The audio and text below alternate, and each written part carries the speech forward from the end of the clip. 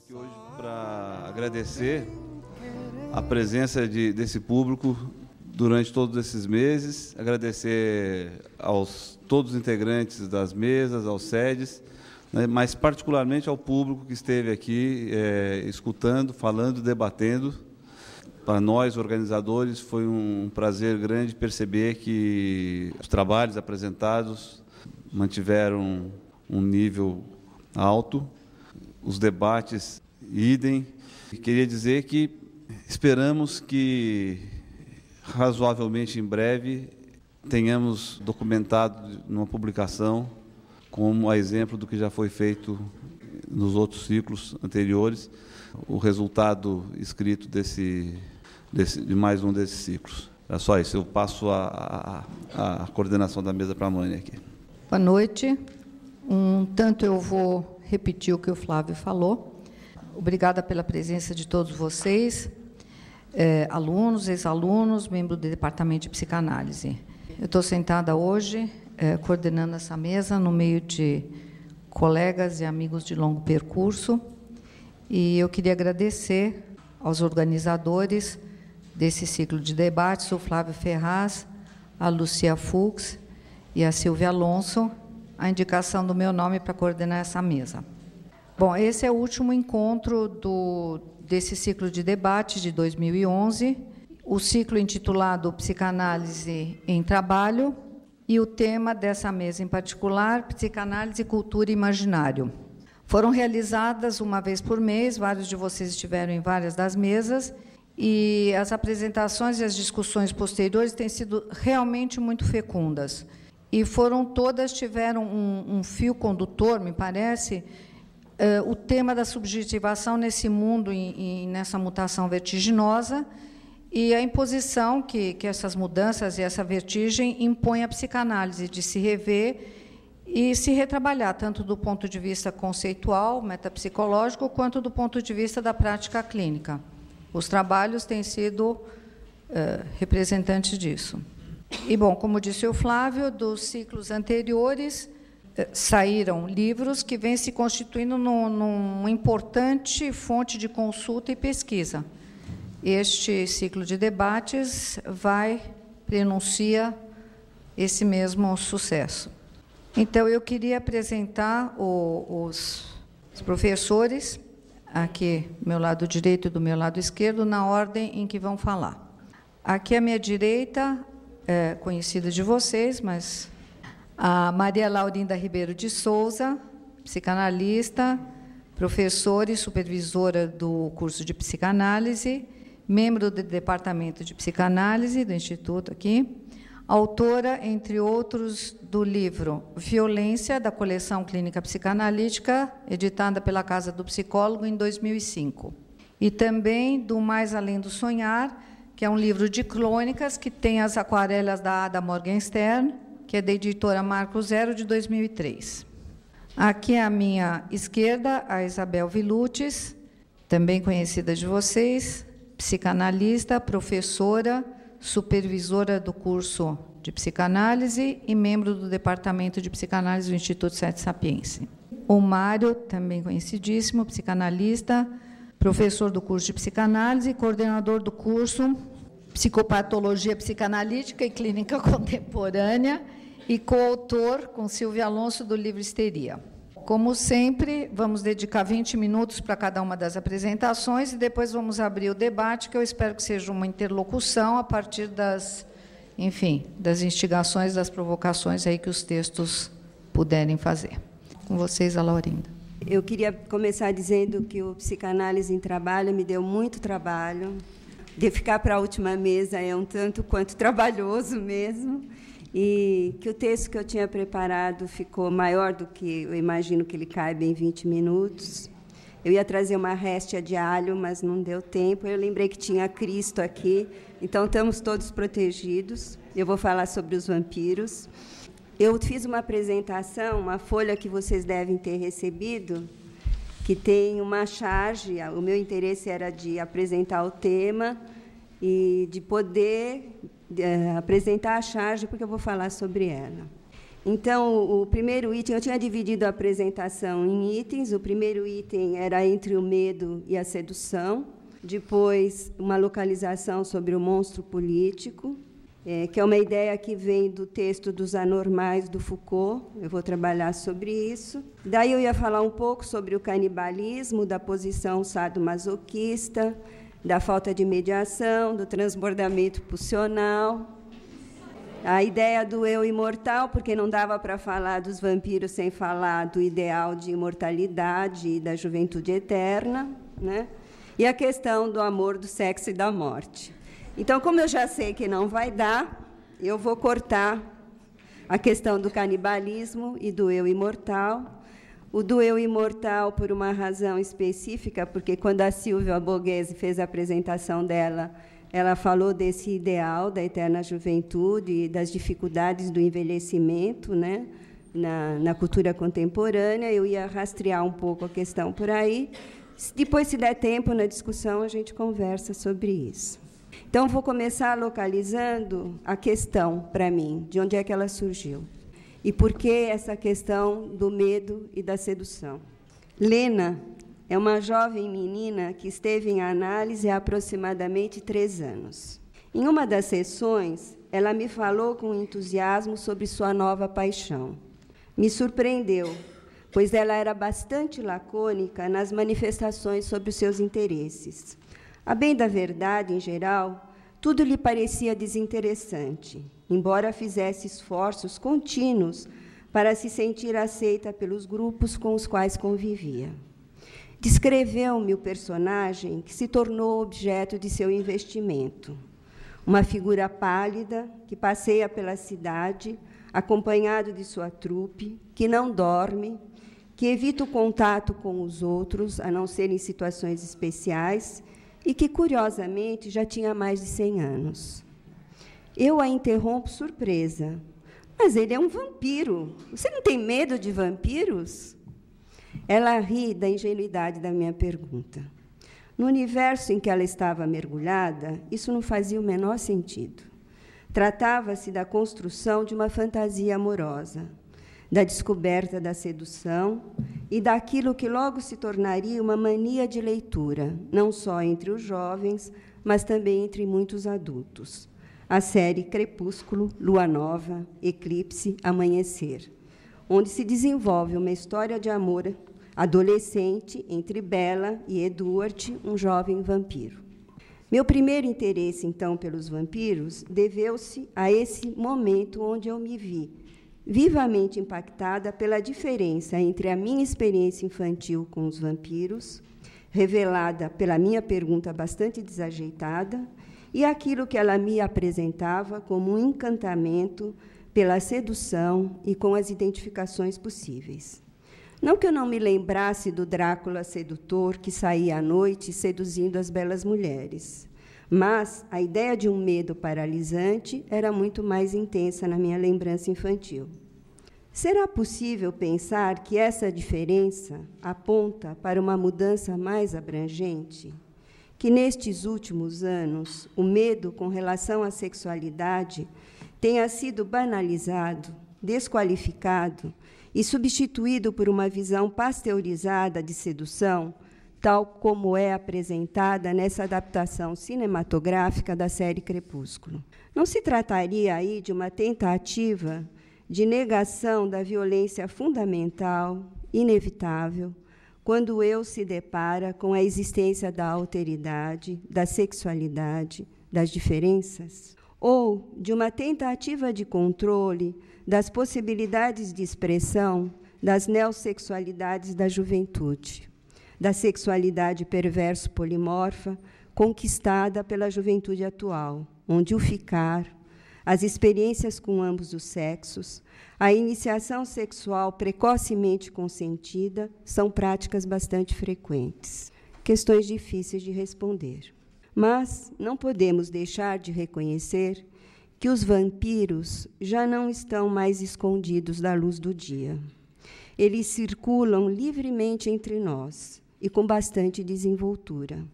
Na literatura, no cinema, nas séries televisivas, na forma pela qual se estabelecem certos relacionamentos, na política, na vida econômica dos Estados, nos fundamentalismos religiosos. Que denominador comum há nessas diferentes formas de expressão? Talvez haja, em todos esses campos nomeados, a possibilidade de destacar a supremacia da figura do predador, seja na figura dos Estados, que, de forma tirânica, afastam uma parcela significativa da população de sua dignidade subjetiva, seja na hegemonia do biopoder, que vai ditando normas de cuidados e preservação e apossando-se dos corpos através do controle dos seus excessos, das suas vontades, dos seus prazeres.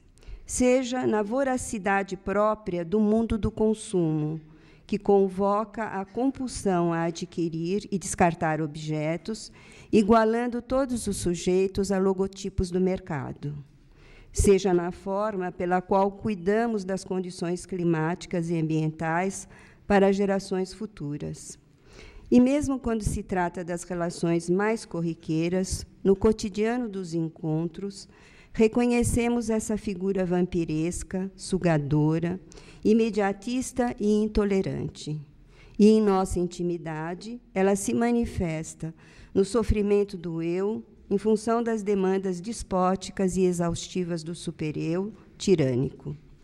Como entender o reaparecimento de forma tão insistente dessa figura nos tempos atuais?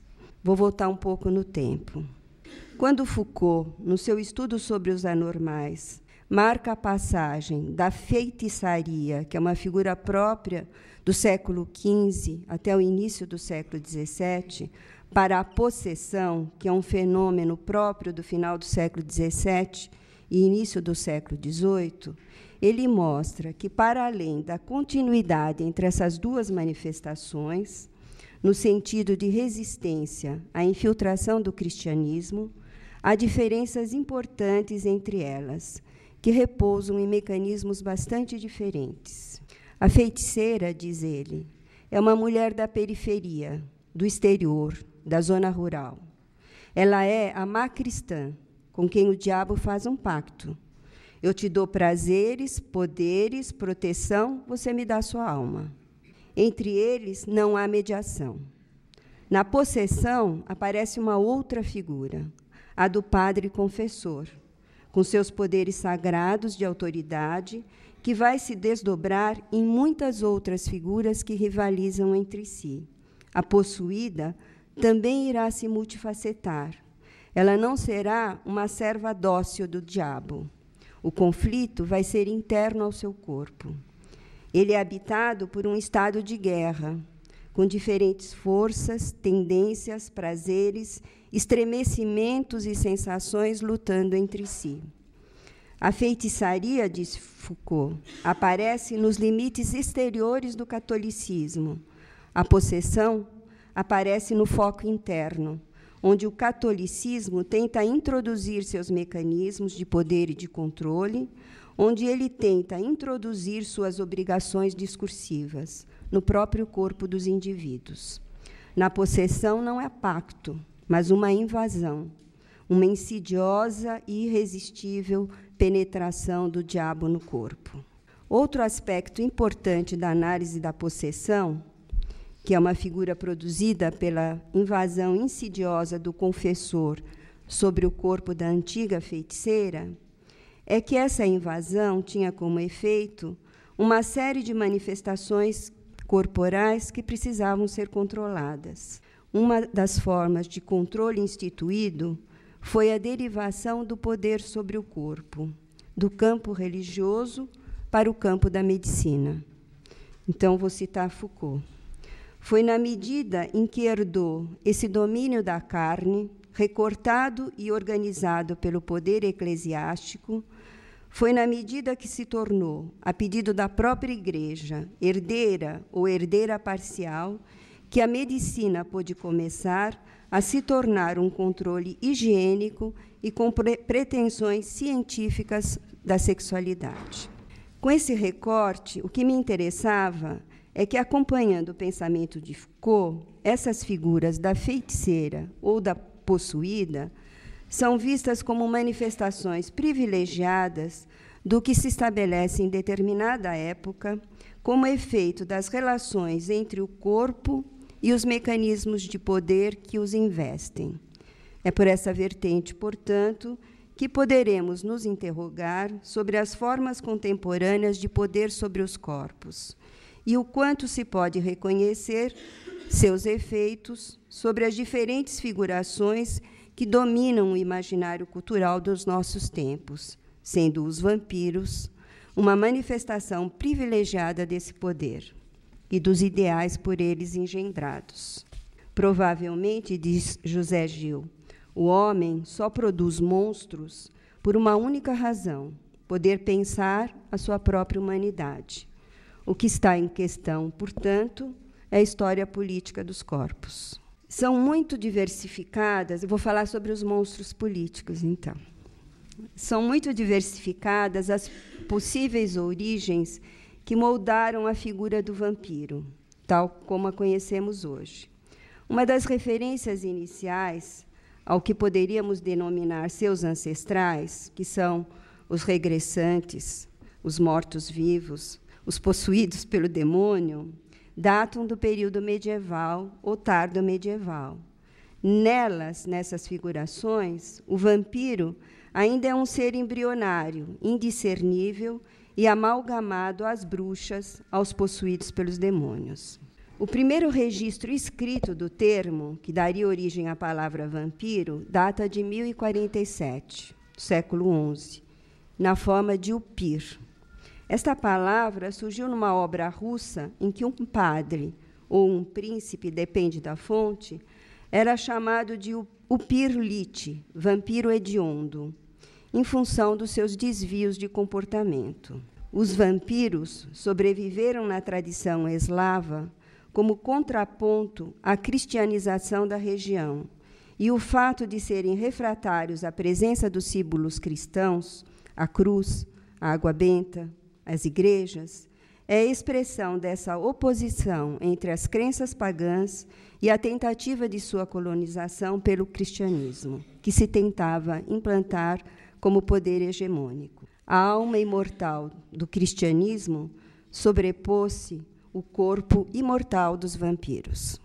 No século XV, chama a atenção um manuscrito de 1490, que relata as crueldades de Vlad Tepes, um príncipe romeno que fazia parte da Ordem do Dragão, uma organização secreta de cavaleiros cristãos, onde ele ingressou com o nome de Dracul, filho do dragão.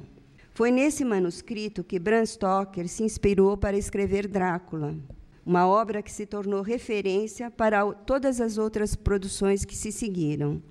Foi nele também que Coppola se apoiou para produzir o filme com o mesmo nome. Diz o folclore que, quando Vlad Tepes se tornou príncipe, em 1456, ele lutou pela independência da Romênia, combatendo ferozmente os turcos, seus inimigos. Ele os empalava e os suspendia em estacas, até que todo o sangue se esvaísse de seus corpos. Mas, antes de os matar, ele os convidava para refeições ao ar livre, no meio de pessoas mortas ou agonizantes. Podemos, então, reconhecer nessa figura uma representação precursora daquilo que Foucault vai nomear na Idade Moderna como monstruosidade moral.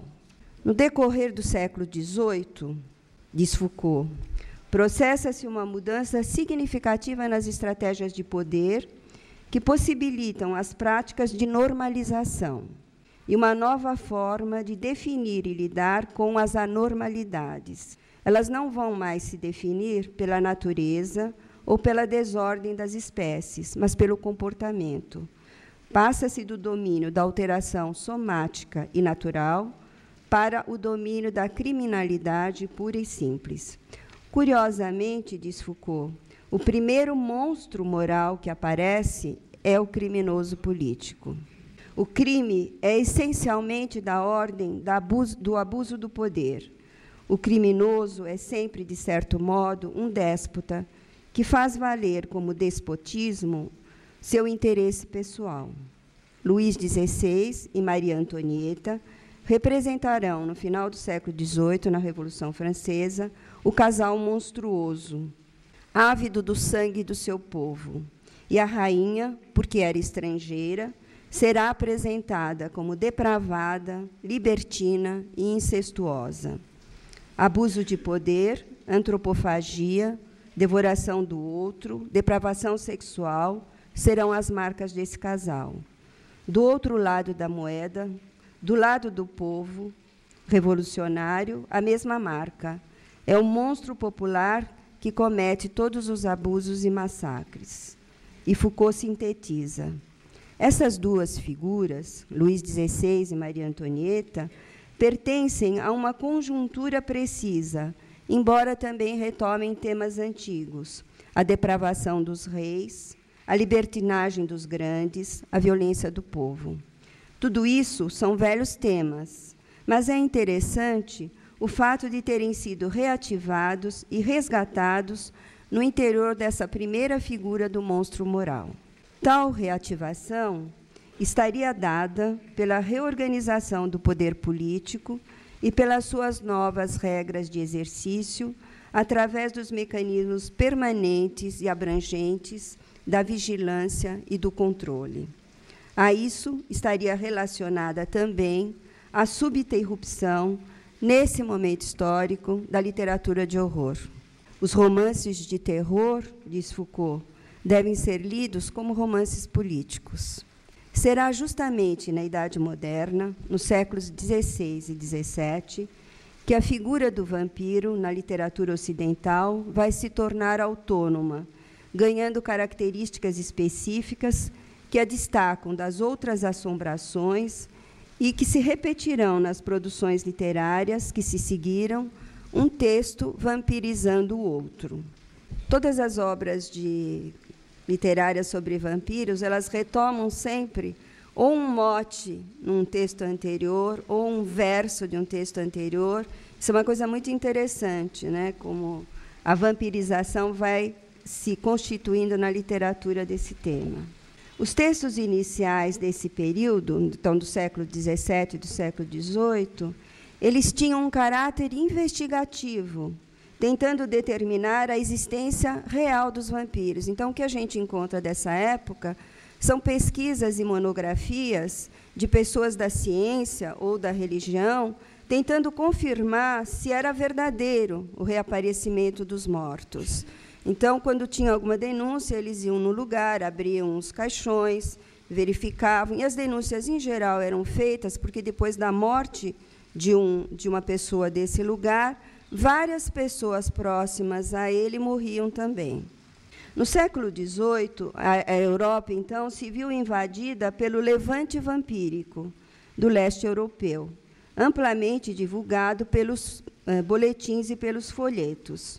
No Diário Filosófico de Voltaire, de 1764, há uma crítica sarcástica a essa disseminação investigativa, que está aí no texto que eu distribuí para vocês. O que é no nosso século XVIII que surgiram os vampiros? Não se falava nada sobre vampiros em Londres, tampouco em Paris.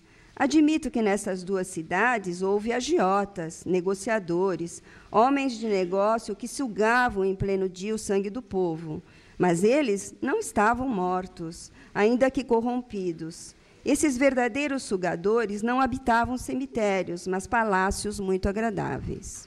É novamente sobre as denúncias de corrupção, de abuso de poder, de perversão do sistema financeiro, de predomínio de uma cultura de lucro a qualquer custo, materialização do gozo máximo do poder capitalista, que reencontramos hoje uma das faces possíveis destas figuras vampirescas, a do monstro político. Exemplo disso, entre nós, é a charge de Angeli, publicada na Folha em 7 de julho, quando da queda do ministro de Transportes sob denúncias de corrupção.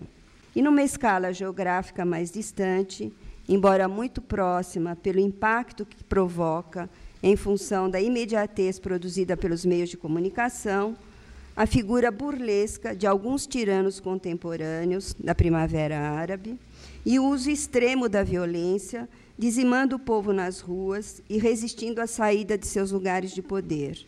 Mas também, em alguns casos, a violência atuada por parte dos que se rebelaram. Tornou-se inesquecível a cena sangrenta, filmada numa das praças líbias, repleta de homens assassinados, com os braços amarrados nas costas. Analisando o discurso social atual, Jerusalinski propõe 2 paradigmas centrais. Um é o paradigma do lucro máximo. Não interessa o que isso venha a provocar, tem que haver um lucro máximo e persistente. Em termos psicanalíticos, isso se chama materialização do gozo máximo, a obtenção, a positivação imaginária do objeto faltante e o gozo do objeto total. Temos aqui a trilha das compulsões atuais, onde a incorporação substitui a elaboração simbólica, via para o consumo dos objetos, dos alimentos, das drogas, dos outros. Tentando obter reconhecimento irrestrito, todos os méritos possíveis, todos os objetos idealizados, os sujeitos se veem avidamente consumidos por aquilo que queriam consumir. O outro paradigma tenta escapar a essa sujeição ao poder dos objetos, propondo o gozo do martírio da privação. Este é o discurso fundamentalista, que torna a crença consistente, sobre a crença a Cleide falou aqui, mas é interessante essa ideia, né? Se a crença é consistente, o objeto não o é, o que significa dizer que se cria um delírio coletivo. A condição desse paradigma é que torne as crenças consistentes, que se suponham todas realizáveis e reais, e para dar consistência às crenças, é necessário que o sujeito se disponha a se privar do objeto real para, paradoxalmente, tornar real sua crença.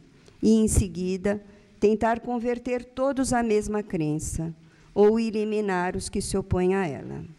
Hemingway, um dos personagens do Meia-Noite em Paris, último filme do Woody Allen, descreve o amor como sendo o que nos faz esquecer a morte. Se o medo, levantado por mim no início desse texto, pode ser pensado como um afeto importante que nos possibilita a evitação da violência e a preservação da subjetividade, o amor pode ser pensado como um encontro com um outro que possibilite a contenção da angústia presente na ideia da morte. Nestas 2 imagens, retomo a origem desse escrito. Em mim, o medo, naquela jovem adolescente, o despertar do amor. Medo e amor, evitação e busca de enlace, dualidades conflitivas que revelam a precariedade humana e a necessidade de um trabalho constante para sustentar a alteridade. Gisela Haddad. Território limite. Entre nós e o outro, a experiência amorosa é fonte dos conflitos mais humanos, que gravitam entre o amor e o ódio, o domínio e a subjugação, o desejo e a indiferença, a rivalidade e a generosidade. Na medida em que se ama, é impossível não correr os riscos da perda e seus desdobramentos do sofrimento. Fecha aspas da Gisela. É impossível também não se aproximar do medo e da ideia da morte. É pela intensidade amorosa, pelas paixões, pela proximidade constante com a morte, pela revitalização através dos fluidos do outro, pela manifestação disruptiva da sexualidade, que a representação dos vampiros revela também, nos diferentes momentos da cultura, aquilo que do amor, do sexo e da morte não quer ou não pode ser reconhecido. Uma forma grotesca e sinistra, portanto potente, de afirmar que isso existe. Aparentados com os poderes sedutores e transgressivos das bruxas, dos demônios, das feiticeiras, das possuídas, não é casual que eles apareçam nas sombras, nas frestas. Eles são o negativo das tentativas de normalização da vida sexual e amorosa. Exemplo disso é a descrição que Bram Stoker, em seu Drácula, de 1897, nos apresenta das figuras femininas que se tornam vampiras. Ele rompe com o lugar estereotipado da maternidade e do casamento, preconizado para as mulheres da rígida sociedade vitoriana. Elas se tornam sexualmente ativas e extremamente sedutoras. O mesmo movimento aparece num poema de Goethe, de 1797, A Noiva de Corinto, e cuja inspiração foi a história de uma jovem que retorna da morte para viver os prazeres que lhe foram negados em vida. E também em Cristabel, um poema publicado em 1816, onde uma jovem, Cristabel, é seduzida por Geraldine, personagem vampiresca, descrevendo-se o sutil erotismo de um encontro homoafetivo. Mas essa condição de negativo, daquilo que atemoriza, que rompe com a norma ou com a tradição, e que, portanto, deve ser temido e excluído, não estava presente apenas em relação à sexualidade. O destino vampiresco estava determinado para os excomungados, os suicidas, os pactuantes com o diabo ou os criminosos em geral. Hoje, a grande excluída é a morte, embora, paradoxalmente, ela se faça tão presente em nosso cotidiano. Os vampiros, ao mesmo tempo que trazem a morte, são também a possibilidade imaginária da sua negação. Se eles precisam de permissão para entrar, é porque ainda resta a ilusão de que podemos controlá-la. Deixa ela entrar é justamente o nome de um recente filme sueco que, diferentemente da domesticação pasteurizada apresentada em Crepúsculo, revela, através da amizade entre Oscar, um menino reservado e atemorizado pelo bullying de seus colegas na escola, e Eli, uma menina vampira de 200 anos, a intensidade sinistra da passagem por esses entre-lugares que é a adolescência, tendo que se haver com a solidão, com a estranheza de um corpo que se transforma, com a revivescência das fantasias mais arcaicas de destruição, intrusão, devoração e parasitismo do outro, mas também com um movimento delicado de encontrar parcerias com quem dividir as dores e os prazeres desse percurso, e uma forma possível de enfrentar o medo e dialetizar o encontro da sexualidade, da vida e da morte. O pedido de entrada é, portanto, um pedido de lugar, um pedido de, pelo encontro solidário, sair do vazio da imortalidade e entrar no mundo da humanização. Apesar de reconhecer a insistência transbordante da violência e a convocação dos discursos atuais à dessubjetivação, como artimanhas para lidar com o desamparo, faço a mesma aposta que Hannah Arendt, quando diz que os homens nascem para recomeçar, dar início ao novo e às novas vidas. Deixemos aos vampiros o espaço da literatura, do cinema, das artes, como manifestação sublimatória de nossas angústias, mas continuemos em guerra contra os abusos de poder e a fascinação pelo terror em nossa vida cotidiana, a fim de que o canibalismo ceda a sua força ao exercício da solidariedade.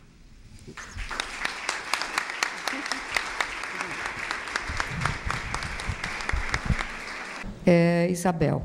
Então, boa noite a todos. Realmente, com esta noite de chuva, eu quero agradecer muito a presença de todos vocês e quero agradecer também aos organizadores do evento pelo convite a participar novamente deste ciclo de debates. Meu trabalho se chama... É um título provisório, porque foi difícil colocar um título, mas se chama O Trabalho com o Luto na Clínica Contemporânea.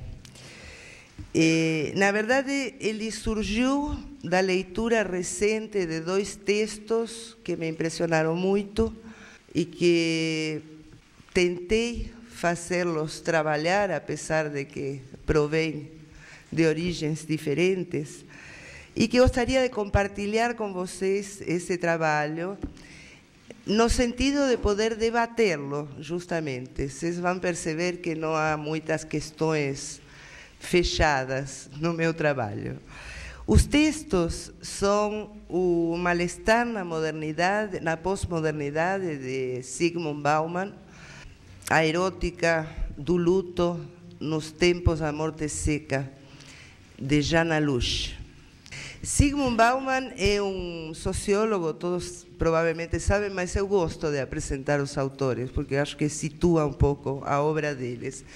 É um sociólogo polonês que nasceu em 1925, que foi professor na Universidade de Varsóvia até 68, quando foi expulso da Polônia.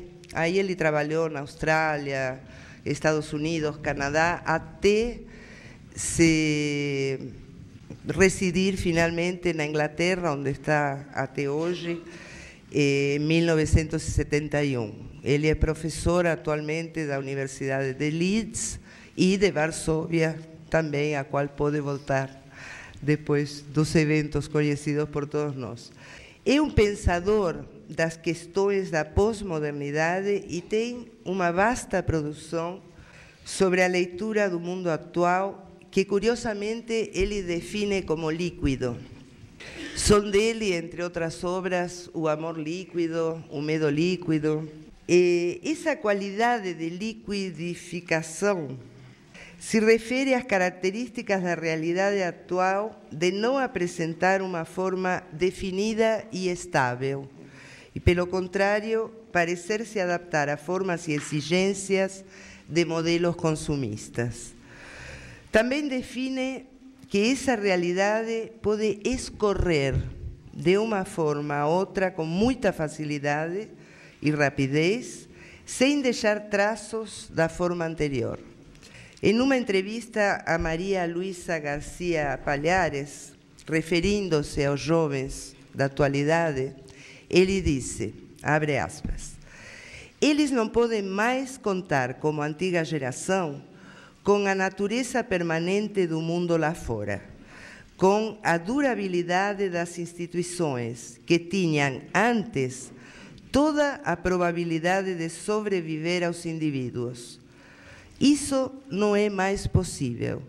E, na verdade, a vida humana individual, apesar de ser muito curta, abominavelmente curta, é a única entidade da sociedade de agora que tem sua longevidade aumentada.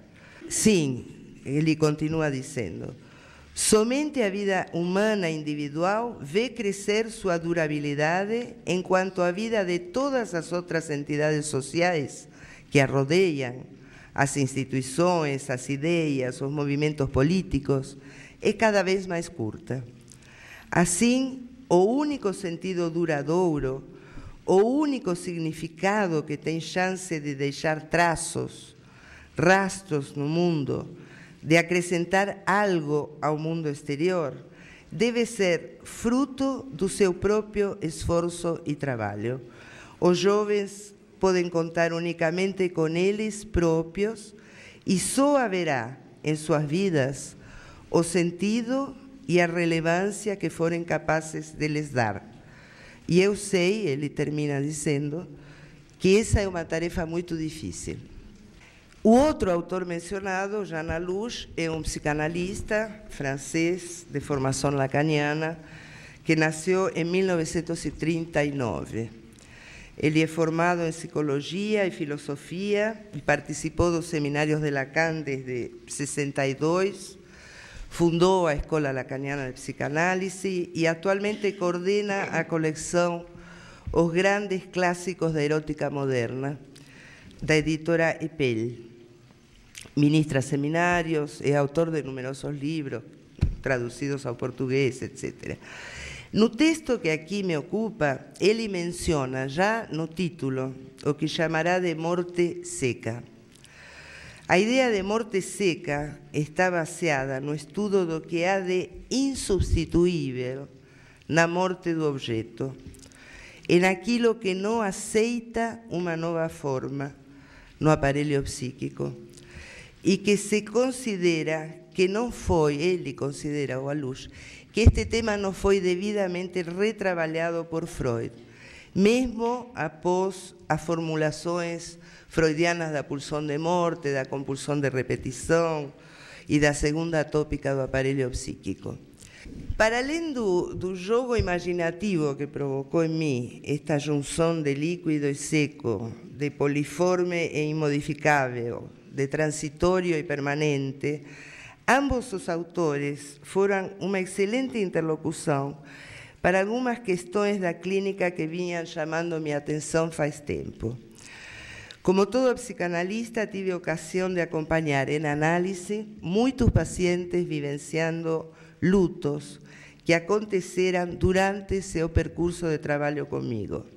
Os longos processos de análise da atualidade talvez propiciam isto que na época freudiana não devia ser tão frequente. De todos modos, quero salientar que não se trata de pacientes que procuraram análise em função de um luto recente ou pela instalação de um luto patológico, mas de pacientes que durante seu percurso de análise se viram confrontados com a morte de um ser querido e esse tema ocupou inevitavelmente a fala. Senti-me então dividida entre a riqueza do material inconsciente que aflora nesses momentos, não só como lembranças, mas também como repetição, injunções superegóicas, afetos de desamparo, etc. E a prescrição freudiana de não intervir no processo de luto normal e de deixar que o paciente faça o seu trabalho de luto com o passar do tempo. Recapitulando brevemente, Freud estabelece uma diferenciação entre o luto normal e o patológico e, por sua vez, diferencia ambos da melancolia. Fica claro no texto freudiano o lugar do analista no que se refere ao luto patológico e à melancolia. No que concerne ao luto normal, a recomendação explícita de Freud é a de não interferir no trabalho psíquico que o sujeito realiza de maneira espontânea. Esse trabalho é caracterizado como um processo que se instala a partir da perda de um objeto investido libidinalmente e consistirá na lenta retirada desses investimentos libidinais destinados ao objeto para dirigi-los em um primeiro momento em direção do eu. Parece importante ressaltar que se trata de um trabalho que implica tempo. Freud fala lenta retirada da libido e que tem por objetivo a recuperação de um capital libidinal sem o qual o sujeito se veria impossibilitado de investir novamente outro objeto. Como resultado do processo elaborativo do luto normal, ainda estou resumindo rapidamente Freud, né? Novos traços identificatórios dão consistência ao sujeito e enriquecem sua subjetividade.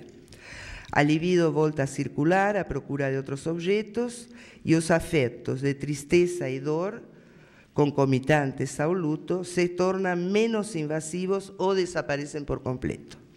Síntese muito simplificada, realmente, mas como temos 20 minutos, vamos assim mesmo. Então, deparamos aqui com um primeiro problema, que é o de se devemos considerar o trabalho do luto com o mesmo estatuto teórico que tem na obra freudiana o trabalho do sonho. No começo deste ciclo de debates, vários colegas referiram-se ao conceito de trabalho em psicanálise. O inconsciente realiza um trabalho de associação e perlaboração dos estímulos que impactam o aparelho psíquico e este trabalho é, ao mesmo tempo, constituído por e constituinte deste aparelho. Os trabalhos do sonho e do luto são mencionados frequentemente como paradigmas deste tipo de trabalho do inconsciente. Ambos parecem não sofrer interferências da realidade externa, mas quando esta realidade é considerada por Freud, aparece com uma valoração muito diferente no caso do sonho e no caso do luto. No que se refere ao sonho, o resto diurno incorporado quase sem nenhuma relevância para a interpretação do conteúdo do sonho. Achei interessante o trabalho do Flávio Ferraz, neste ciclo de debates que ele toma justamente o lugar, né, do resto diurno na interpretação dos sonhos. Agora, já no luto considerado normal por Freud, o dado de realidade parece adquirir uma importância decisiva, definidora do estatuto do objeto. Freud afirma que no luto o objeto não está mais ali e que o sujeito sabe o que perdeu, identificando dessa forma o objeto da realidade a sua representação. Mesmo assim, pouco nos diz respeito das características desse objeto e de sua participação ativa na vida erótica do enlutado, que de certa forma o tornam insubstituível. Podemos dizer que nas características do objeto encontram-se alguns dos traços da morte seca do Alush. Achei realmente uma interlocução muito interessante com este autor. Ele afirma que a vida do morto, seus ideais, seu investimento erótico, incidem no processamento do luto e produzem uma identificação que leva ou não ao ato de continuar e concluir por parte do sujeito enlutado o que ficou inacabado ou interrompido por essa morte. Ele diz, aqui a luz, abre aspas, ele diz assim: a identificação está a serviço do ato. Não se trata, essencialmente, de um ato de identificação. Há uma diferença importante aqui com a identificação totalizante da melancolia, que iguala o enlutado ao morto e o leva à sua própria inexistência, inibindo qualquer continuidade ou criatividade. Mas para continuar ainda pensando no estatuto do trabalho do luto, em relação ao trabalho do sonho, há outra diferença importante no que se refere aos mecanismos que operam em um e em outro processo, tanto na sua constituição como no seu desvendamento. No sonho, Freud descreve os elementos do sonho e nos dá, como analistas, recursos para a intervenção clínica do que consideramos como um dos elementos privilegiados de acesso ao inconsciente. O sonho é um fenômeno normal e sua interpretação é um dos momentos de clímax da intervenção analítica. O fato de ser o trabalho do inconsciente nos permite um acesso especialmente sofisticado às características do sonhador.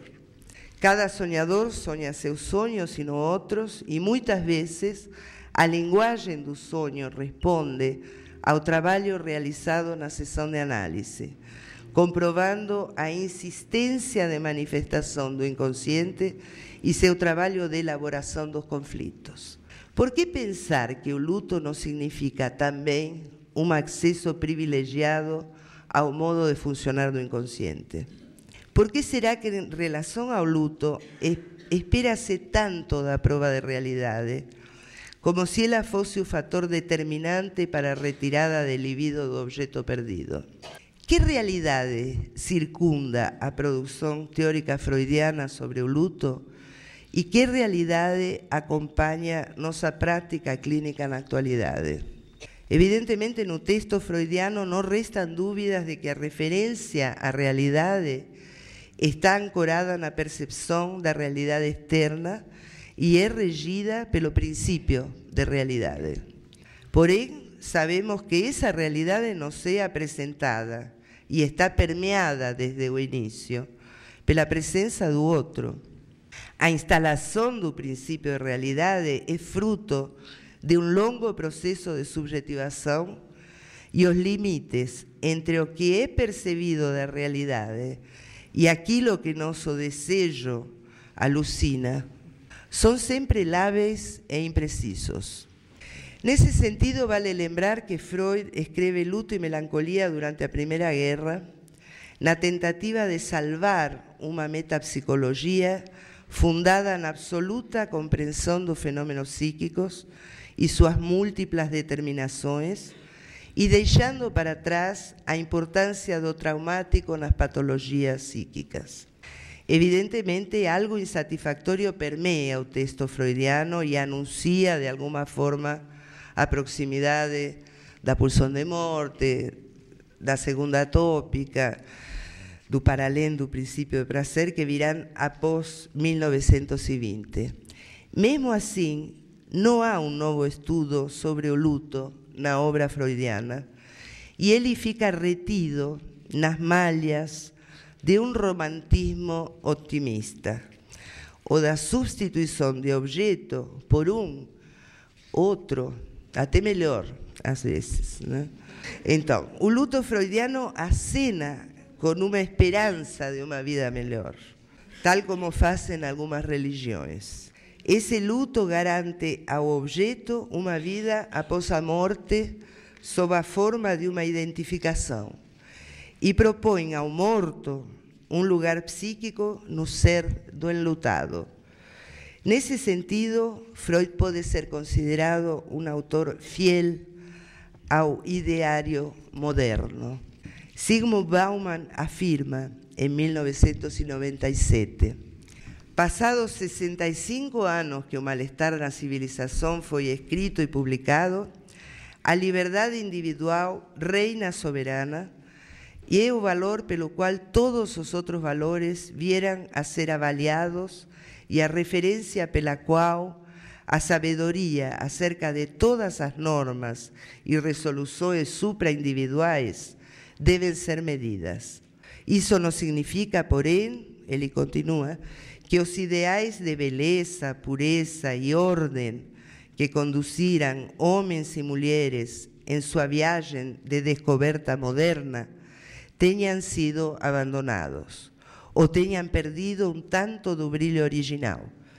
Agora, ele diz, né? Todavia, eles devem ser perseguidos e realizados através da espontaneidade, do desejo e do esforço individuais. Ainda segundo este autor, na atualidade, o lugar da comunidade, dos valores estabelecidos, daquilo que é para ser continuado ou recriado pelos sucessores, está relegado a um segundo plano.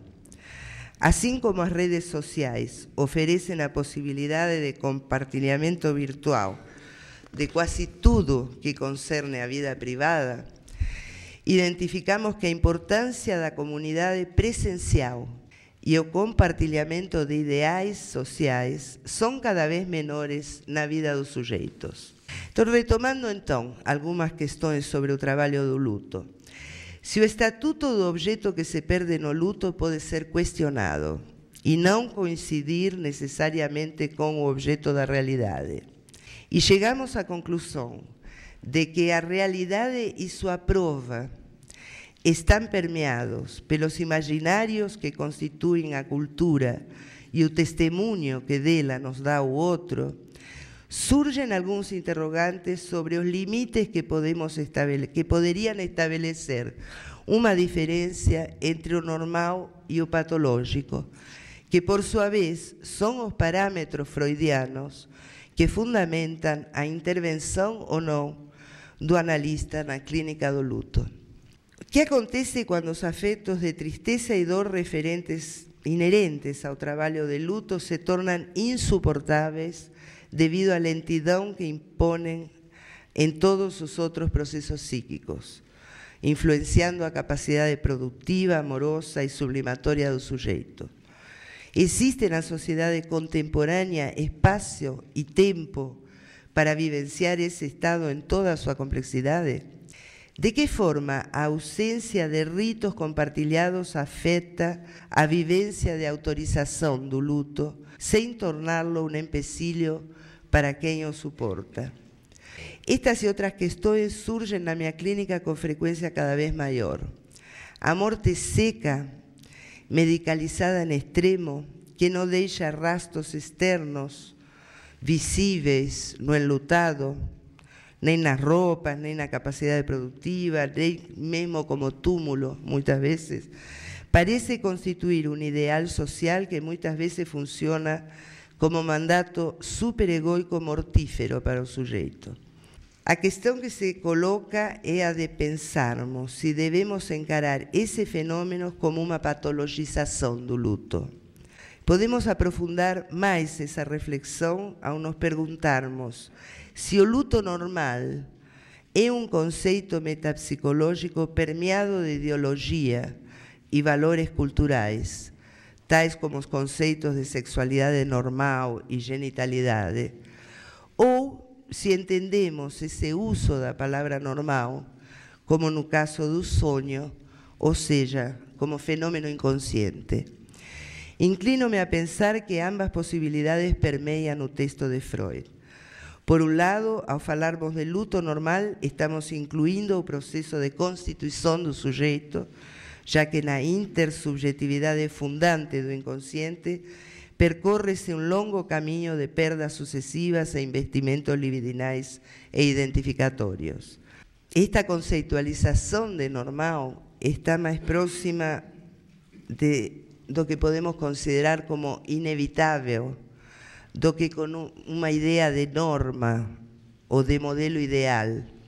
Ao mesmo tempo, o aspecto cultural, ideológico e normativo se faz presente ao supor a existência de um luto que seria totalmente assimilável pelos traços identificatórios e que não deixaria rastros de dor e angústia decorrentes daquilo que se reconhece como insubstituível do objeto. Aparentemente, Freud teria reconhecido essa condição numa carta a Binswanger de 1929, referindo-se à morte da sua filha, da filha de Freud, que tinha acontecido 9 anos antes. Freud diz: é sabido que o luto agudo causado por tal perda encontrará um fim, mas que ficaremos inconsoláveis, sem jamais encontrar um substituto. Tudo que assumir esse lugar, ainda que ocupe inteiramente, permanecerá sempre algo do outro. Chama a atenção o uso da palavra agudo para caracterizar o luto. Agudo não se inscreve na série normal, patológico, melancólico, e parece acenar para uma intensidade traumática que está ausente do texto freudiano de 1917. Que o luto chegue ao fim para Freud supõe a recuperação do quantum de libido antes destinado ao objeto perdido, no marco de um aparelho psíquico concebido como limitado em seu capital libidinal. A possibilidade de pensarmos o psiquismo como um espaço aberto e complexo, onde o novo penetre para criar fontes de energia e reorganizações provisórias que constituam novos fluxos identificatórios no sujeito, nos abre perspectivas para outra leitura sobre o luto. Nesse sentido, o trabalho analítico com um paciente enlutado supõe o reconhecimento do aspecto traumático que, a meu ver, todo luto tem. Algo inassimilável à procura de significação ou de construção nos moldes do agir da pulsão de morte. A intervenção analítica se justifica, inclusive, como subversão do modelo cultural vigente ao oferecer uma escuta presencial das palavras que nomeiam a morte do outro e que abrem caminho para isso que insiste em ser simbolizado. A experiência de escuta de pacientes enlutados é algo corriqueiro na clínica analítica. Não tenho dúvidas de que a intervenção do analista também acontece, apesar da enfática prescrição freudiana, em sentido contrário, mas talvez amparada por uma suposição de existência de uma patologia. Eu prefiro pensar que todo luto exige um reposicionamento subjetivo que se beneficia da escuta analítica e que muitas vezes, perante a omissão do analista, é substituído pela medicalização da dor e da angústia. Acolher a dor significa acompanhar o paciente em suas interrogações sobre o que ele perdeu de si no objeto e que não recuperará necessariamente em outro, sem que isto signifique uma patologia. É isso.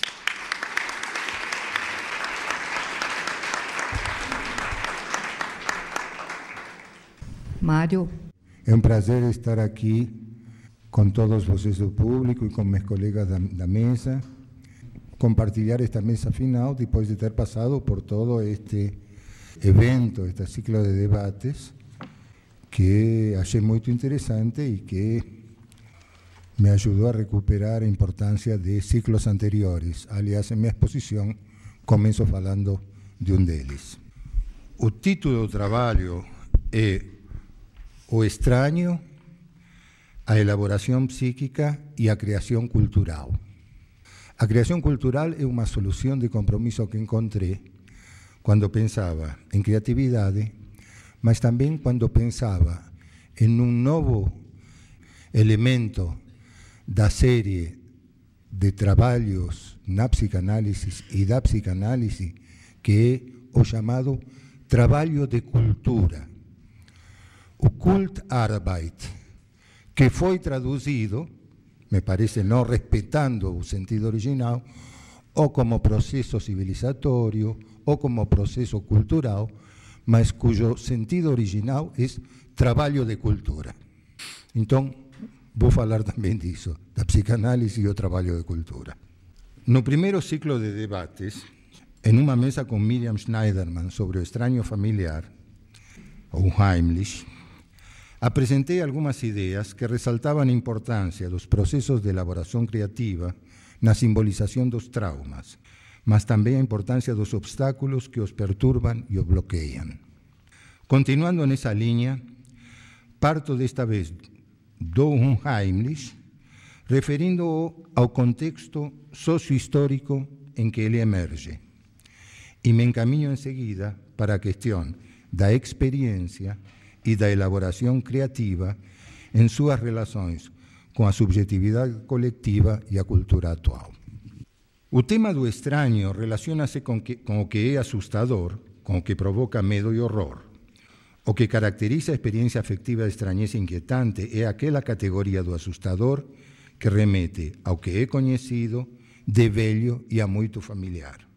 O trabalho de Freud, de 1919, que se apoia na leitura do Homem da Areia, de Hoffmann, demonstra que o Heimlich contém em si uma forma de Heimlich, de familiar, que resulta de emergência inesperada no campo da consciência do que estava recalcado e, portanto, esquecido. Freud descreve uma experiência pessoal em que essa vivência se fez presente por ocasião de um encontro incômodo com um intruso que ele demora em reconhecer como sua própria imagem refletida no espelho. Ele achava sua imagem conhecidíssima, igual que Manhã acha que eu sou, só que ele não se reconhece. Talvez algo pareça comigo, não sei, mas esse sentimento implica imediatamente o problema do eu, que fica desta maneira questionado como sede absoluta da subjetividade, desvendando o carácter de engodo imaginário em que cai o próprio eu diante da ilusão de completude. O recalcado reaparece nesses casos no domínio da autoimagem e também na do duplo, que é isso que mostrou também Laurinda, perturbando de forma decisiva a segurança do sujeito quanto a si mesmo. Pode-se pensar que a experiência do horror vinculado ao estranho não é um traço ou condição universal e ahistórica do ser humano, mas uma das facetas do homem moderno, a angústia que o assalta ante a evidência de não ser senhor em sua própria casa.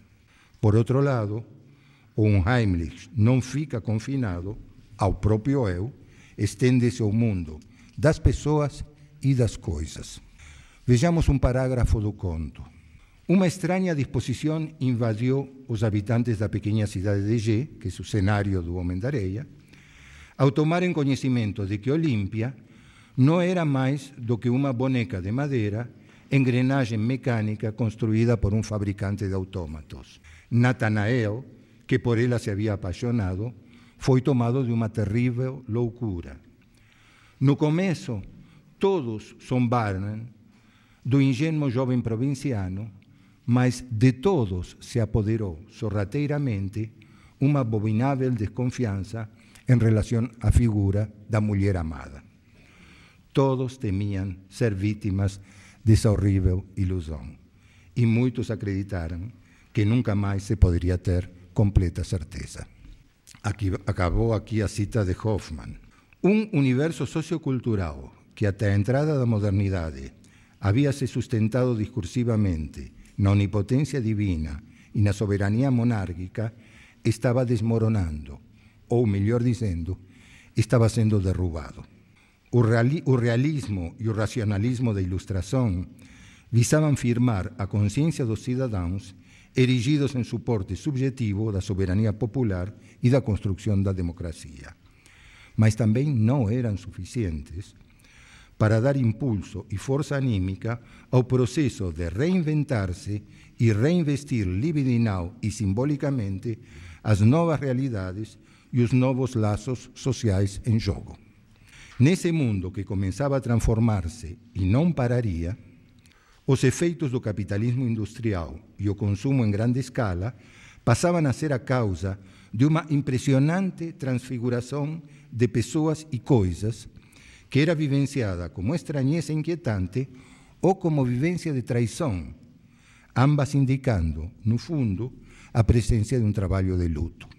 Exemplo: 2 anos antes que Freud publicasse o ensaio Fetichismo, o poeta Rilke manifestava em uma carta seu temor frente a uma mutação que se produzia no estatuto das coisas. Ele diz: ainda para os pais de nossos pais, uma casa, uma fonte, uma torre desconhecida, até sua própria jaqueta, seu abrigo, eram infinitamente mais familiares.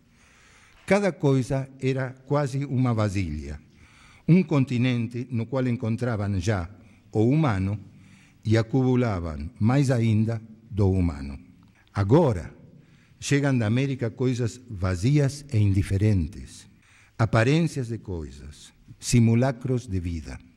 Elas já não têm nada a ver com aquelas outras nas quais havia penetrado a esperança e a meditação dos que nos antecederam. As coisas animadas, vividas, consabidas por nós, estão declinando e já não podem ser substituídas. Somos talvez os últimos que chegamos a conhecer tais coisas. Assiste-se também ao nascimento espetacular de uma qualidade nova das coisas, batizada por Marx com um nome conhecido, familiar para nós, o fetichismo da mercadoria, no qual o valor de câmbio passa a envolver e dominar o de uso, fazendo, como ele dizia, com que as coisas se ergam de ponta cabeça no centro do cenário de mercado e dancem. Inicia-se assim a complicada deriva que virá desembocar na sociedade do espetáculo e do consumo de nossa atualidade. É o tempo da aceleração vertiginosa dos acontecimentos, da imposição do choque descrito por Baudelaire, da crise da narrativa, da desaparição da comunidade de ouvintes, com sua modalidade de atenção flutuante e seu tempo peculiar, do declínio, enfim, da experiência como lugar privilegiado para a produção de sentido. A elaboração subjetiva exigida pelo impacto da transformação histórico-social se vê frente a enormes dificuldades, dentre as quais as vicissitudes da experiência ocupam um lugar central. Todos conhecemos a importância da noção de experiência na psicanálise contemporânea. Logo pensamos em Winnicott e seu objeto transicional. Entretanto, um antecedor importante dele é o objeto intermediário, pensado pelo psicanalista e antropólogo Geza Roheim em 1943, E eu me vejo tentado a conectar este conceito, objeto intermediário, com essas coisas familiares carregadas de humanidade a que se referia Rilke. Roheim se apoia sobre as descobertas de Freud em torno do célebre jogo do carretel, em que esse objeto é utilizado pela criança como substituto da mãe e como manifestação de um movimento psíquico de oscilação entre rejeição, jogar fora e reencontro do objeto. A noção de objeto intermediário é central em sua teoria do psiquismo, de Roheim, e sua relação com a cultura, correspondendo este objeto a uma estabilização na oscilação entre um movimento de agarramento e um movimento de busca. O grande valor desses objetos reside em sua dualidade, no fato de se situarem entre o amor objetal e o narcisismo. Eles são egocintônicos e libidinais, sociais e individuais. São, ao mesmo tempo, uma parte do sujeito e um representante dos seres que ele ama. E, na medida em que correspondem às mesmas tendências presentes em nós outros, ou representam essas tendências, eles constituem a base libidinal da cooperação social. São um produto de Eros, que é obra de criação, de ligação, de articulação unificante. Este esforço vital se torna possível pelo processo de sublimação. Palavras de Roheim, pelo qual, na oscilação entre a atitude narcísica e o movimento de busca do objeto, consegue-se uma estabilização. Na sublimação, diz ele, algo de novo é criado. Uma casa, ou uma comunidade, ou um instrumento, e isto é criado no seio de um grupo ou para uso de um grupo. Talvez podamos discutir se necessariamente no seio do grupo, porque nos tempos atuais nos levam a pensar talvez no seio de uma situação, não necessariamente grupalizada. Para Winnicott, agora já falando dele e do que ele dizia, que tem muito a ver com o que já dizia Roheim, a civilização e a cultura são elaborações resultantes do modo pelo qual o homem brinca com os brinquedos que ele cria, fazendo como as crianças com a maior seriedade. O espaço transicional é para ele a matriz da experiência cultural em todas suas formas. O objeto transicional, primeira posição no eu, não eu, é subjetivo e objetivo, e a relação com ele se situa no registro da experiência. É da ordem da atividade, diferente da passividade originária do latente. Esta experiência ativa retroage sobre o sujeito, confirmando e reafirmando sua existência e continuidade, e também, progressivamente, sua autonomia. E sua autonomia se manifesta na capacidade da criança de sonhar e de brincar, que está no cerne da resposta aportada a Winnicott ao problema da criatividade psíquica, articulado, de novo, com a sublimação. Em O Brincar e a Realidade, ele diz: empreguei o termo experiência cultural, vendo nele uma extensão das ideias de fenômenos transicionais e de brincar. Penso na tradição que heredamos, penso em alguma coisa que é o patrimônio comum da humanidade, ao qual os indivíduos ou grupos podem contribuir e de onde cada um de nós poderá retirar alguma coisa se nós tivermos um lugar onde colocar o que nós encontramos. No espaço potencial, dispor de tempo suficiente é novamente uma questão fundamental para o desenvolvimento da confiança, da alteridade e da própria temporalidade. Aqui está em jogo a questão da durabilidade que falta nesse tempo líquido. Mas me parece que houve também uma mensagem indireta para os organizadores. Precisamos do tempo disponível para o espaço potencial de elaboração. A expansão do mercado, sob a égide do neoliberalismo globalizante, mostra uma capacidade intrusiva, redutora e homogeneizante do espaço potencial. O objeto de consumo e sua promessa de felicidade, indutora de admiração e inveja, o saturam. Por sua função técnica, o objeto de consumo oferece a vantagem de um controle supostamente absoluto. Os fármacos e os diversos tipos de drogas garantem a ilusão fetichística de um controle perfeito na alternância entre insatisfação e contentamento, mas substituem a relação com os outros, empobrecem a alteridade e a experiência afetiva, o desejar e o agir.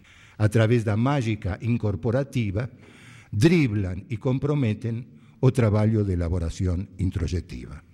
O que é oferecido como objeto de consumo mostra-se destituído de toda negatividade, de toda falta. Aderindo ao objeto, o neosujeito evita o confronto com a perda, a incompletude, a superação de gozo, etc. Há uma lógica, desde o começo, desde a infância, de substituição vertiginosa de trocos e brinquedos, da seguinte maneira: o elemento novo da série é melhor porque é novo. O anterior não cai por ter feito já a experiência subjetiva da relação com este objeto particular, mas pela pressão do novo que vem a desalojar o anterior. E o que é mais importante, tanto o sujeito como o objeto devem manter-se inalterados. Assim o mercado pode expandir-se ampliando a oferta de objetos. Na função de remendar os colapsos narcísicos próprios ao mal-estar, a psiquiatria entra nessa lógica. E aqui todo se opera do objeto, do psicofármaco e sua substituição serial.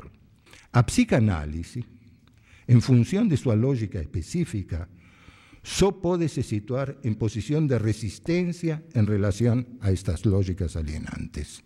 Ela parte da disposição para uma experiência subjetiva que implica a alteração recíproca dos sujeitos de experiência, abrindo a possibilidade de um percurso imprevisível que permita o processamento singular do mal-estar de cada um.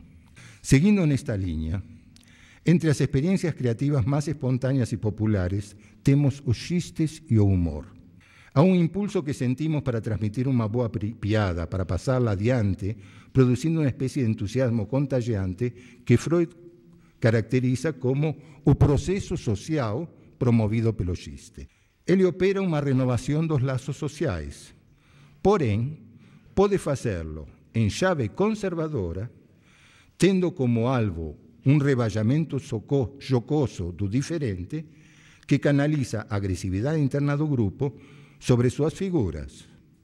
A mulher, o negro, o estrangeiro, o fraco.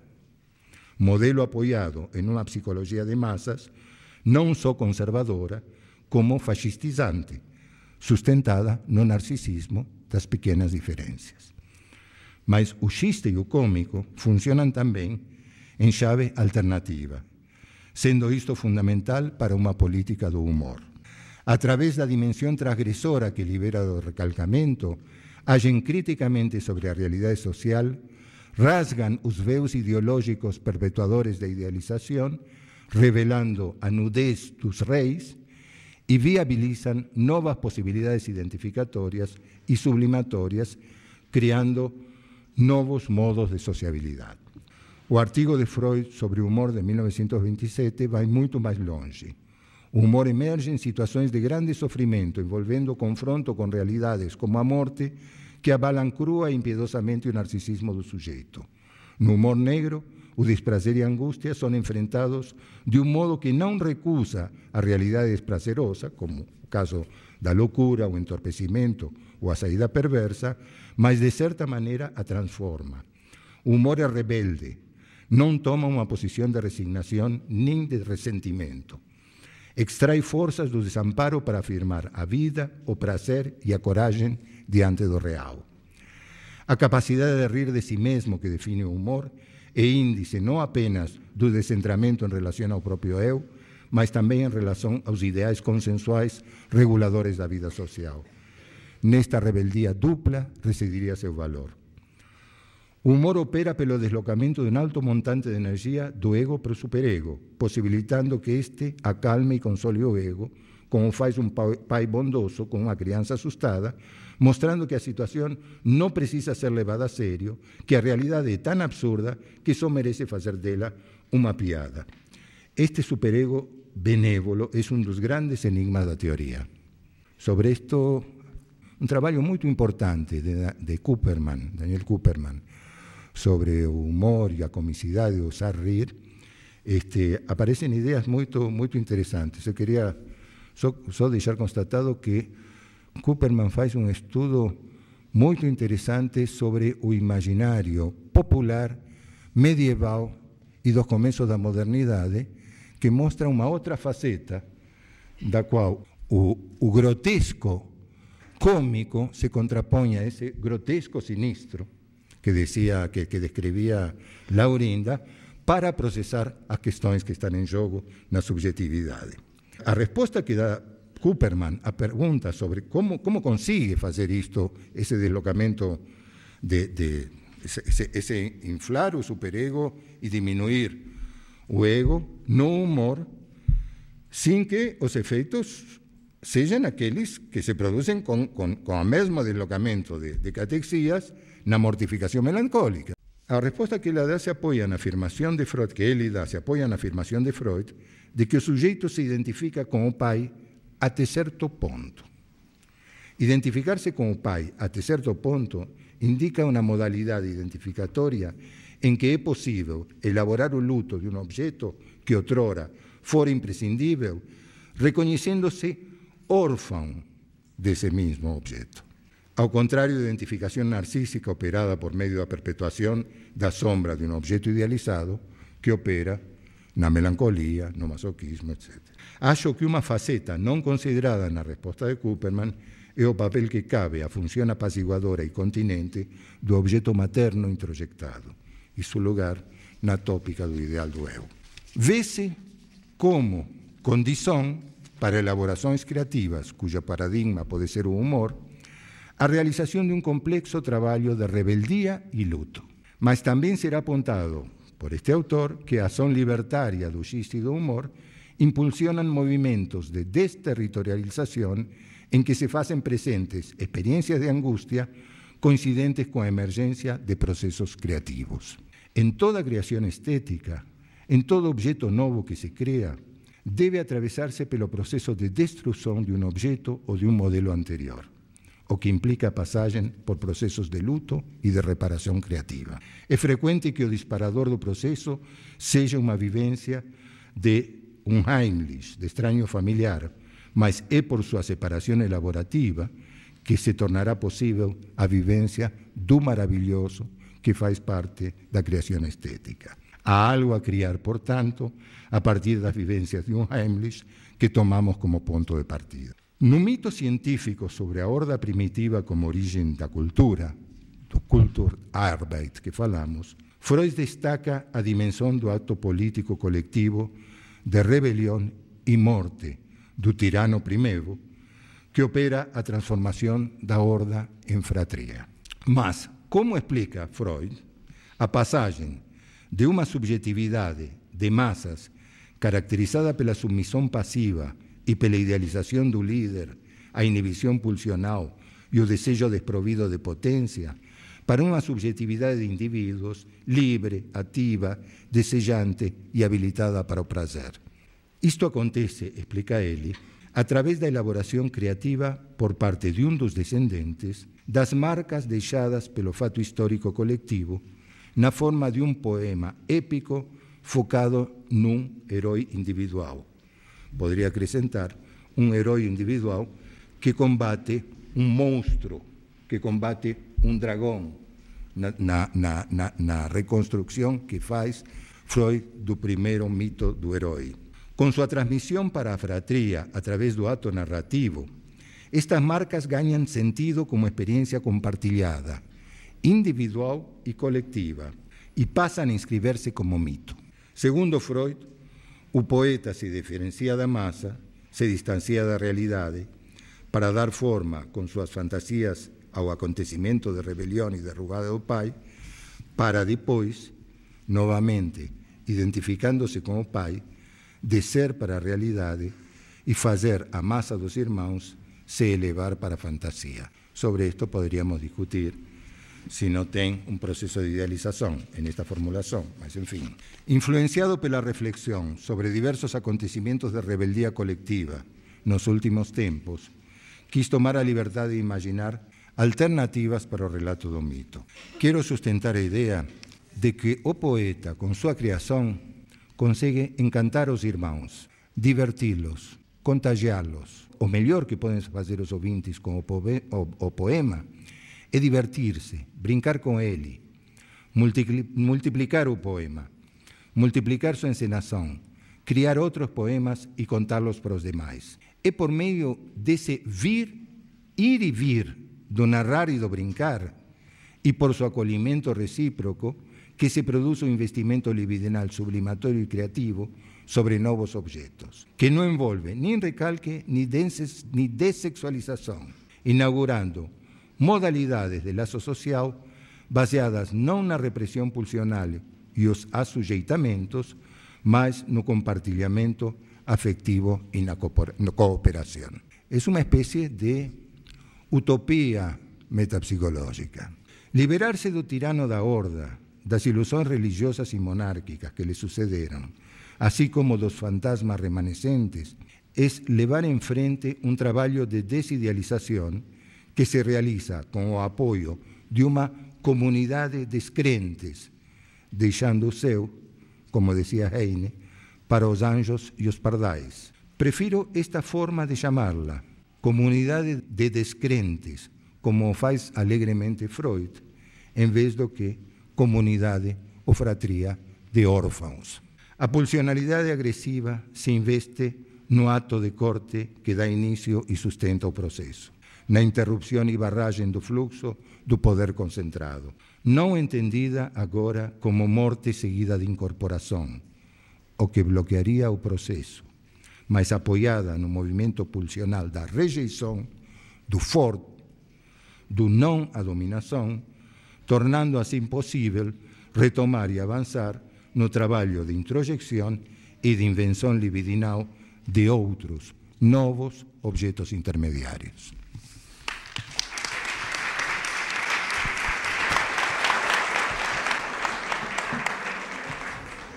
Então, sintonizados com a contemporaneidade, sugiro que vocês rapidamente produzam suas questões, suas associações e perguntas, porque tempo é dinheiro.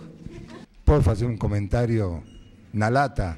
Uma das coisas interessantes que diz Júlia Kristeva em relação com esta ideia do mundo atual de tempo e dinheiro é que a psicanálise faz alquimia oposta, transforma o dinheiro em tempo. Bem, aproveitando a questão do tempo, dinheiro e contemporaneidade, primeiro dizer que as falas foram muito interessantes, muito instigantes, e acho que foi uma das mesas que, a mim, foi produzindo um diálogo entre as falas de um pensamento alinhavado, né? E aí eu queria só trazer para a mesa, de modo geral, poder pensar, porque, e falando de contemporaneidade, eu fiquei pensando muito, enquanto vocês falavam, no discurso do Steve Jobs. E queria colocá-lo para a gente pensar e comentar um pouco, sobretudo quando ele diz que a morte é uma invenção da vida. Para mim, me dava uma ideia de que controlamos a morte. E depois ele vai dizer aos estudantes, né, que vocês irão envelhecer, vocês serão substituídos, não estou sendo dramático, é assim, né? E várias questões que ele vai ali colocando, que tem uma carga fortíssima, né, dessa questão do, por exemplo, da banalização da própria morte, do luto, da morte como uma questão que, de alguma forma, pode ser ultrapassada, até por essa compreensão, né, pelo seu jeito de compreender.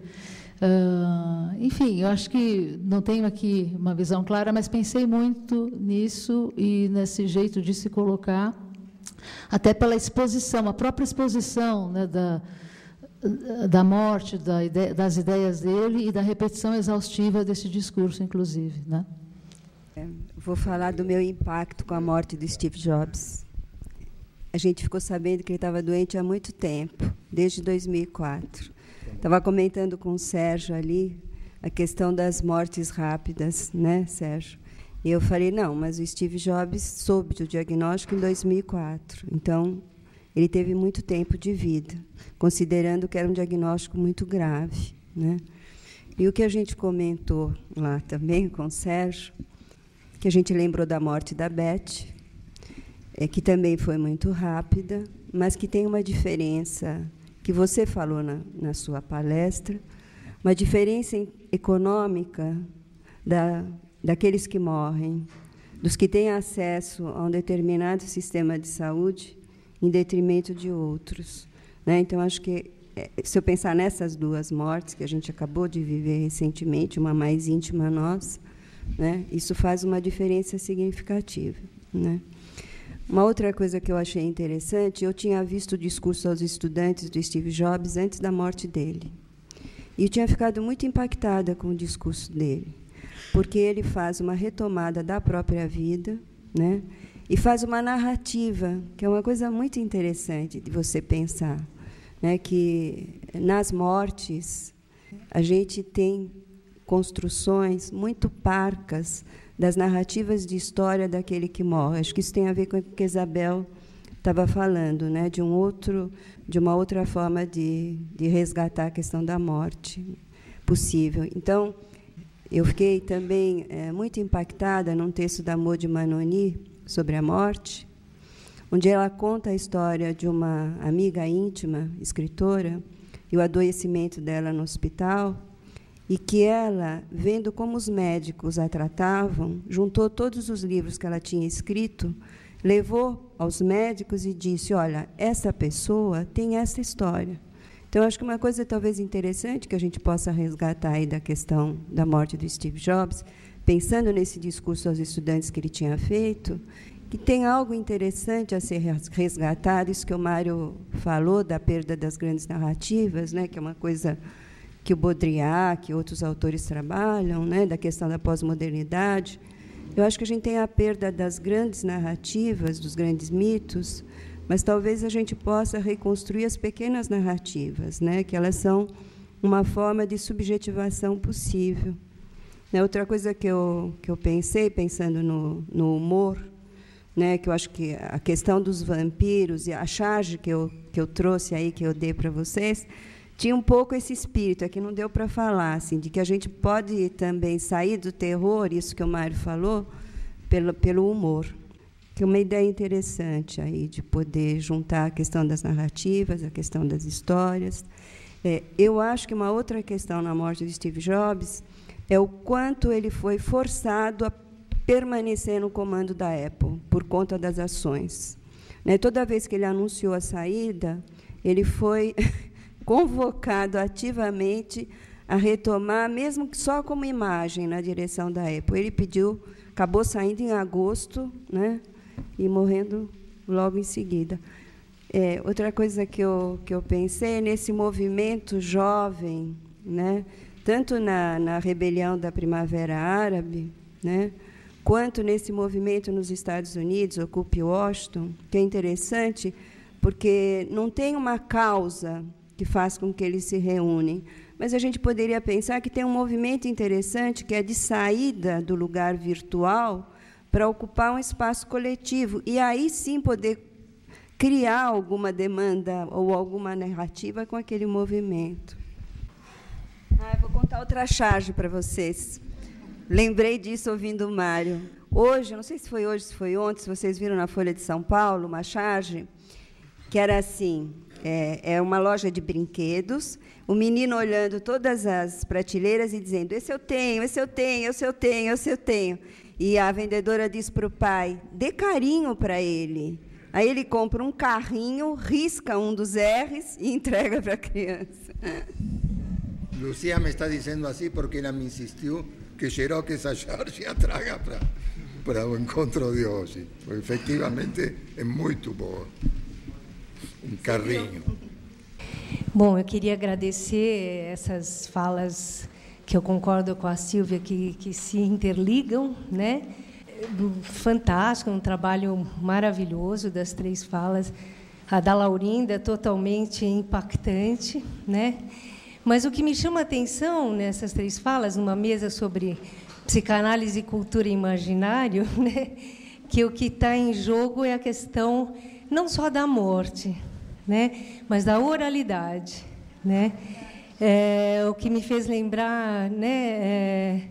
Que ontem eu assisti, no Dia da Criança, o Toy Story 3, E uma cena muito interessante que eu adorei, né? E os brinquedos, né, estão querendo passar na creche em que eles foram confinados, da sala das crianças pequenas que usam todos os brinquedos indiscriminadamente e destrutivamente, para a sala das crianças maiores, né, que atribuem significado aos brinquedos, mesmo que não criativamente, mesmo que não aqueles que eles são destinados, né? E, de certa maneira, eu senti que vocês nos apresentaram a cultura atual como a primeira sala das crianças menores, né, que usam os objetos para todos os usos indiscriminadamente, cada vez mais consumamos mais indiscriminadamente, né, para todos quaisquer fins inutilmente. E, de certa maneira, uma espécie de predomínio da oralidade mesmo, né, da pulsão oral destrutiva na cultura, né, expresso em de várias formas, né, e a ideia do vampiro mesmo, né, como dominando a sociedade, né, digamos, uma espécie de paradigma da melancolia, digamos, né, apesar da tentativa, né, de discriminar o luto da melancolia. Mas, de certa maneira, é quase como se o trabalho da cultura, né, o paradoxo que eu acho que o Nelson trabalhou muito bem na conferência dele sobre sublimação, trouxe, dessa sublimação que não dá conta de algo que é inerente, né, ao humano, até agora, da sua destrutividade. Mas que me chama a atenção essa questão da oralidade mesmo, né? Que me faz lembrar que saiu segunda na Folha, né, um artigo sobre um banco americano onde que apontava a ganância presente. Quem assistiu o Trabalho Interno deve lembrar, né, das grandes corporações que, mesmo no mundo da aplicação financeira, os aplicadores dão o golpe nos seus próprios clientes, enriquecendo a custas do seu baque, né, vamos dizer assim. Quer dizer, sequer essa mínima ética, né, existe, mostrando mesmo a cultura da ganância no seu mais alto expoente, né?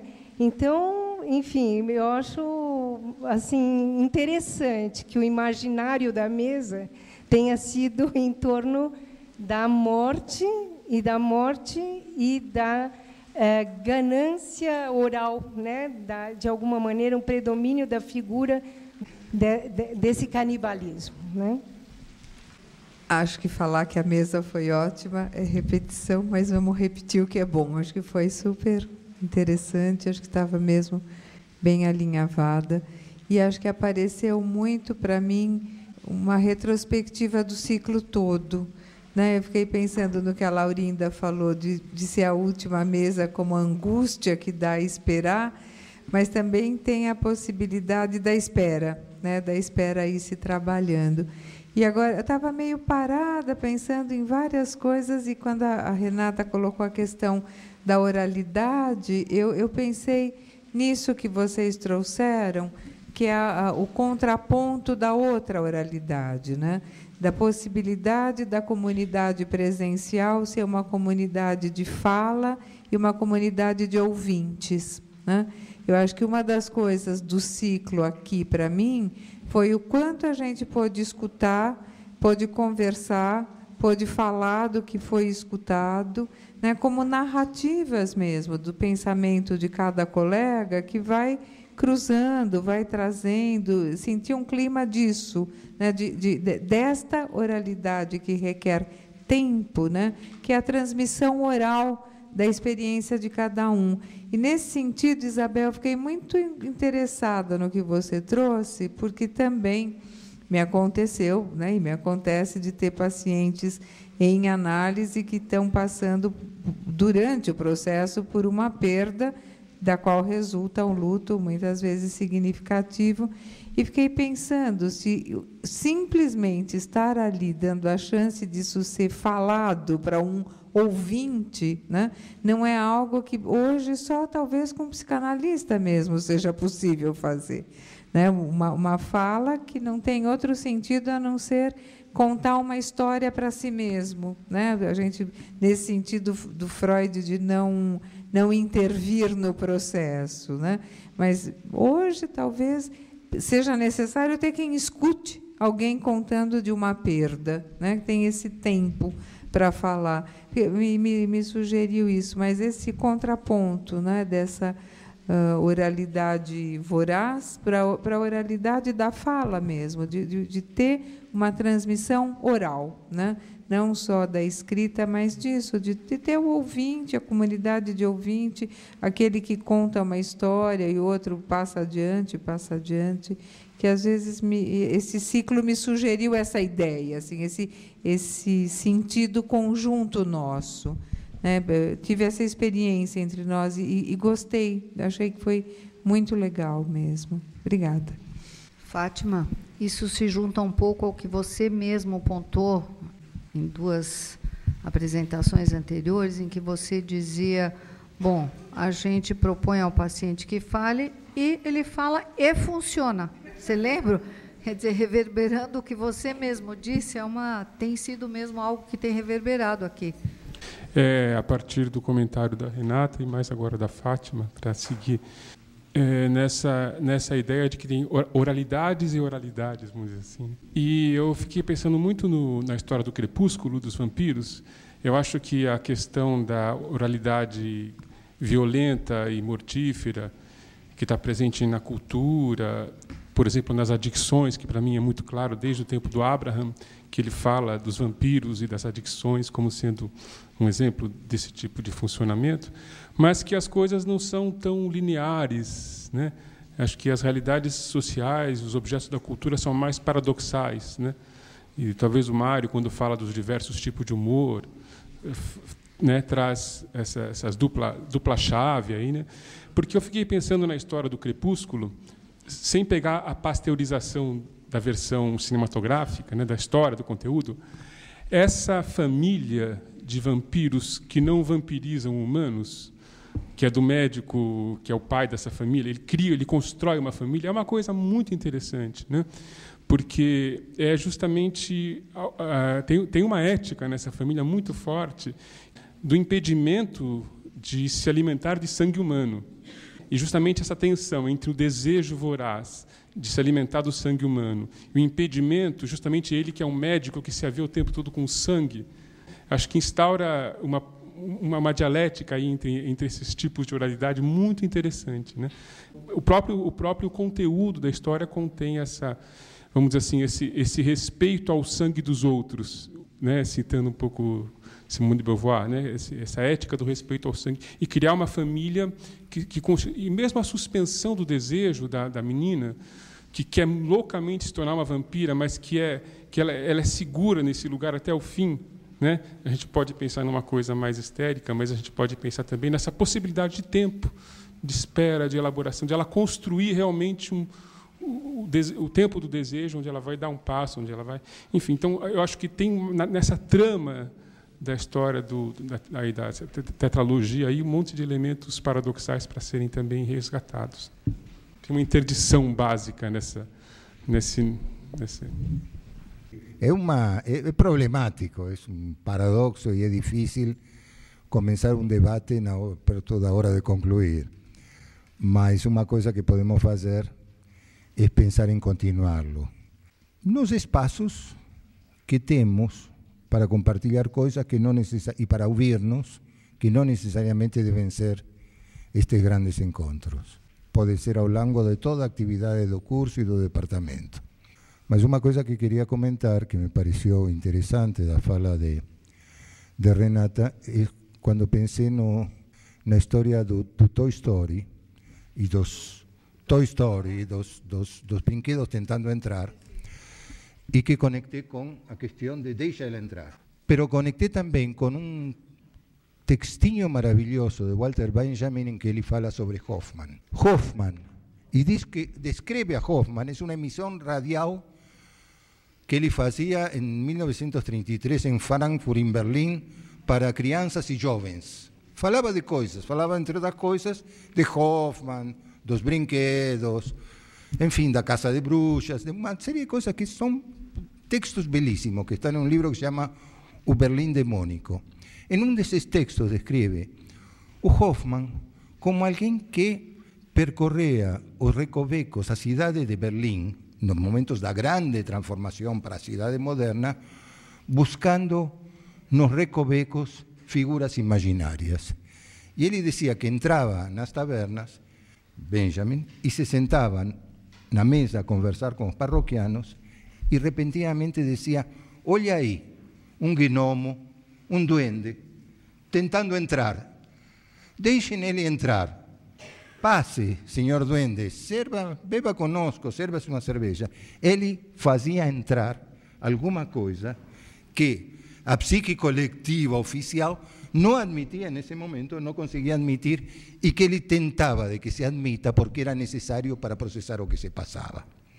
Eu tenho a impressão de que hoje em dia temos que fazer a mesma coisa, porque estamos em momentos de cambios tão grandes como aqueles que marcaram a passagem para a modernidade. E talvez os caminhos que temos que fazer, além de tentar afinar, digamos, coerentizar, etc., nossos instrumentos de análise, é tomar como objeto de análise, por exemplo, como essa produção, digamos, tecnológica contemporânea, como trabalhava Steve Jobs, a parte de toda a importância da humanidade que tem na forma de despedir-se da vida, de falar da morte, etc., etc., houve algo com o trabalho. E vai ser muito discutido. Havia criatividade, onde havia, onde não havia, tem elementos que estão presentes já na internet, tem intercâmbios que estão questionando isso. Nesse sentido, o que forçava no sistema a ele ficar produzindo é uma coisa tão importante como as coisas, talvez, que a produção forçava. Entre outras coisas, se considera que foi um grande inventor, mas, por exemplo, em termos de inventar coisas que promovam a cooperação, não foi por aí. E isso está sendo discutido em internet neste momento. E acho que os analistas, junto com outros analisadores, digamos, da realidade contemporânea, devemos começar a trabalhar aquelas coisas que parecem que são para nós um pouco a expressão da barbárie. Certos modos que não têm sentido, ou certos modos de produzir sentido que não batem muito com nossa forma de conceber as coisas, mas que precisam ser entendidos, como se fazem para entender para onde vamos, por onde estamos passando, etc., como foi necessário naquela época. Só queria dizer isso para concluir minha apresentação. Eu queria retomar só um pouquinho das falas dos colegas, numa direção um pouco diferente a que foi o Mário. No seguinte sentido, eu penso que este ciclo teve, como os anteriores também, uma importância muito grande na possibilidade da nossa oralidade, da fala, da produção de cada um, e que ele é marcado, como foi marcado também, de alguma forma, meu texto, por essa dupla inserção, né, clínica de cada um de nós e a inserção na transmissão da psicanálise. Né? E que eu penso que isto esteve extremamente presente no ciclo de debates. Por que digo isto? Porque, evidentemente, a ideia de podermos discutir, Fátima, o luto, ou como se posiciona um analista na escuta de um luto, né? Que eu penso que não é só permitir que o paciente fale, sino de que lugar ele está escutando. Se o está escutando como algo que tenha a ver com o irrepresentável, se o está escutando, né, para acolherlo, enfim, aí poderíamos entrar em várias discussões. Mas o que me interessava em trazer esse tema, fundamentalmente, era que pudéssemos fazer coincidir, de alguma maneira, a transmissão que continúa siendo repetida y repetitivamente siendo feita en relación al luto normal, como que el tiempo va a definirlo. Es decir, que pudiésemos cuestionar, repensar si esta es la transmisión que debe ser feita o es un tema tan vasto y tan interesante, si no podemos pensar que toda análisis es un extenso proceso de luto, na verdade. É decir, se não podemos retirar o luto da malha da patologia ou da normalidade e pensá-lo são questões, vejam que quando eu disse que eu queria debater era exatamente isso, poder pensar um pouco mais, poder aprofundar. Mas eu acho que este espaço propicia isso e acho isso extremamente valioso. Bom, queria agradecer as falas e falar também que eu fiquei muito apaixonada pelos vampiros. Tema desses merece outras leituras e é muito mais complexo do que isso em relação ao Crepúsculo e ao Deixa Ela Entrar, que são duas posições absolutamente diferentes de lidar com esses não lugares da adolescência e do desamparo. E a gente pode fazer um contraponto também, né, toda a pregação da abstinência sexual dela, né, e onde tem uma promessa idílica de salvação pelo amor, a gente questiona muito mais o Deixa Ela Entrar. Mas eu acho que você tem toda a razão, merece muitas outras leituras. Eu achei interessante a fala da Renata e da Fátima. Eu acho interessante pensar que talvez o que a gente viva hoje na contemporaneidade, ligada à oralidade, são processos de incorporação compulsivos, né, onde falta a possibilidade de uma incorporação simbólica, né, porque tem um fracasso. Isso era uma coisa que eu ia trabalhar quando eu falasse do canibalismo, mas foi impossível, que é a questão da ausência de um outro significativo que intercepte a força violenta da pulsão. E aí a gente tem um monte de coisa para discutir. Vou agradecer novamente a presença de todo mundo, vou encerrar esse ciclo e, repetindo, retomando o que o Mário disse, que vocês todos possam levar todas as ideias que isso produziu e tudo que frutificou nos lugares de discussão, no curso, nas supervisões, nas próprias reflexões.